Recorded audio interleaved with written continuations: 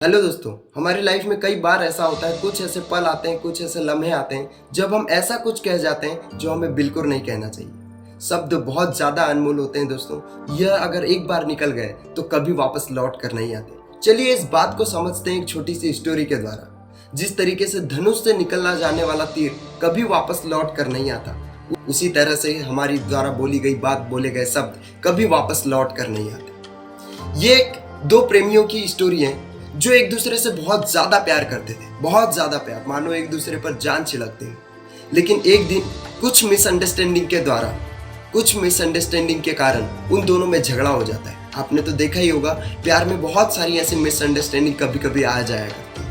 तो उन दोनों में झगड़ा हो जाता है और लड़का लड़की को इतना ज्यादा भला बुरा कह देता है जिससे उन दोनों के बीच में ब्रेकअप हो जाता है। बहुत ज्यादा की नाराजगी बढ़ जाती है।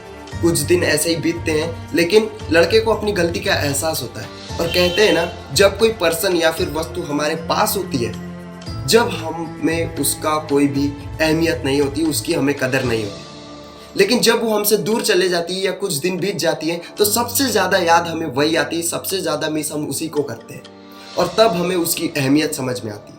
ऐसा ही उस लड़के के साथ होता है। अब वह चाहता है कि उसके द्वारा जो बोले गए शब्द थे वो क्यों ना वापस ले लिए जाए, ऐसा कोई उपाय हो और सब कुछ ठीक हो जाए, पहले की तरह हो जाए। वो बहुत ज्यादा परेशान एक संत महात्मा को जानता है। वह संत महात्मा जी के पास जाता है और उन्हें सारी बात बताता है। सब कुछ जो उसके साथ हुआ, उसके प्यार से लेकर उसके ब्रेकअप तक की सारी बात उसे बताता है। संत महात्मा जी एक प्यारी सी मुस्कान लिए बहुत ही धीरे से मुस्काते हैं और उसे एक उपाय बताते हैं। बोले, बेटा जाओ और शहर के जितने भी पंख हैं उन्हें इकट्ठा करो और शहर के बीचों बीच ले जाकर रख दो। वह लड़का ऐसा ही करता है। संत महात्मा बहुत पहुंची हुई चीज थे। उसे लगता है कि क्यों न यह एक उपाय होगा जिससे सब कुछ ठीक हो जाए। वह ऐसा ही करता है, सारे पंख इकट्ठे कर शहर के बीचों बीच रख देता है और दौड़ा दौड़ा जाकर संत महात्मा जी को बताता है कि मैंने सारे पंख इकट्ठे करके व्यवस्थित रख दिए। अब संत महात्मा जी कहते हैं कि जाओ और फिर से उस पंखों को देखो वहां पर है कि नहीं, व्यवस्थित है कि नहीं, और अगर है तो इकट्ठा करके मेरे पास फिर से लेकर आओ। लड़का फिर से जाता है और वहां पर जाकर देखता है तो क्या, हैरान हो जाता है। एक भी पंख अपनी जगह व्यवस्थित नहीं था। हवा की वजह से सारे बिखर चुके थे, इधर उधर उड़ चुके थे। वह हताश निराश खाली हाथ संत महात्मा जी के पास पहुंचता है और उन्हें सारी बात बताता है कि महात्मा जी वहां पर तो एक भी पंख नहीं बचा।